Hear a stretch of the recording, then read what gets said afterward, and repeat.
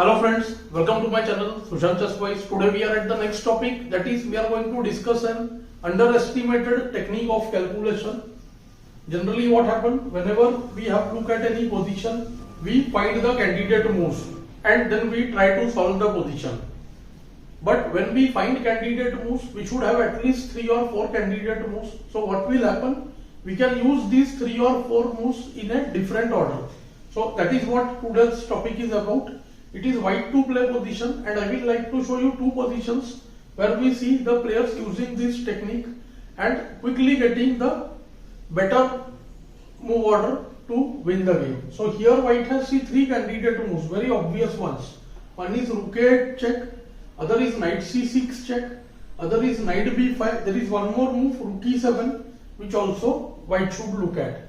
In the game, white started his calculation with rook a8, kc7, nb5 check, pawn has to take, and then queen reaches c5 with a check. But after knight c6, he saw that nd5 check, kd8, the game is getting prolonged. So he immediately saw why not try to change the move order and see. So he saw the move nb5 first. There are 2 ways to do the calculation. One which says you should completely see the line which you are calculating. Like after kd8, qd6, white could have gone further and then only come back. And second is, for more advanced players, they immediately try to switch the move order and check. Like here see, knight b5, if cb, now see again rook a8, kc7 is same way. So now what we are going to do, we are going to change the order of moves. In the previous line, see we had the moves rook a8, kc7, nb5, cb, qc5. So here white was other way around. He was first nb5, forcing cb5 because of knight on 8, and now he goes qc5. See, this move order is the most optimal. So now what happens? Knight c6 forced in order to block the c5, and then soon white waits as he saw further. So let's see. Knight b5, c takes b5 forced, qc5, and c6 forced, and he now saw that qd6 check, forcing qc7, and rook a8 mate.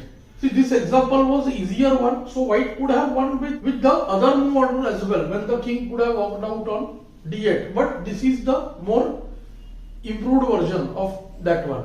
Let's look at a more complicated case now. Now we have the second position here. We can see that white is a pawn up, but his pieces are somewhat passive.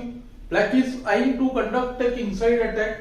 Both bishops well placed. Knight eyes f2. Queen is ready to reach the h4 square. So these 4 candidate moves are very easy. See, bishop h2 check, knight takes f2, bf3, and then getting the queen to h4. If we try to use these 4 moves and just try to switch their move order, solving this position becomes exceedingly easy. In this game, the black player immediately went with the move bh2. That may not be case with the weaker player. He may try to go with the move nf2. But that is why I tell all my students, and even I try to practice it as much as possible. Try to use checks only first, then capture, and then attack. But as the players mature, they have done more and more positions. They come to know when and how to break or modify these rules. So here in the game, black went with the move bishop h2 first, and he was able to solve the position or get the winning position very quickly. See, after nf2, let's say someone goes with nf2 first, then what he would do? nf2, kf2, and then his 3 moves would be bh2, bf3, and queen h4 respectively. That is how one should work out. Now let me show you what black did in the game. He went with the move bishop h2, king takes h2 first, otherwise pawn is just lost. And now see, he has 2 candidates, bf3 capture and nf2 capture. After bf3, we note that queen takes f3, queen h4 check, king just goes back to g1. There is no force mate over there. So he goes with the other move order, bh2, kh2, knight takes f2, knight attacks the queen, knight attacks the bishop, and knight, after taking the pawn, clears this diagonal. So after knight f2, queen e2 almost forced, moving the queen and keeping the bishop supported, and there comes knight d3, and black all needs is queen h4 check. Let's see how he manages that. Bishop h2, king takes h2, knight f2, queen e2, knight takes b3. Perhaps here he may not take the knight, but then he just lost 2 pawns. Queen d3, and same again here, bishop f3. Best is perhaps to go with the move kg1 out here.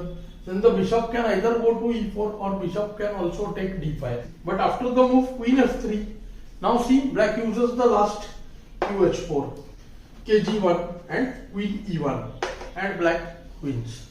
So you can easily note that the 4 moves which we were considering, bh2, nf2, bf3 and qh4. See, all the 4 moves happened in this position, but with a specific move order. So just by altering or changing the move order, black could get the winning position very easily. Well, we may say this is one-off case, but it is not so. Once we solve say around 500-600 positions or around 1000 positions, we will realize that a good number of percentage of positions get solved just by using this method. In future also, I will try to get more complicated cases of this example. Do let me know how you found in the comments below. Thanks for your time.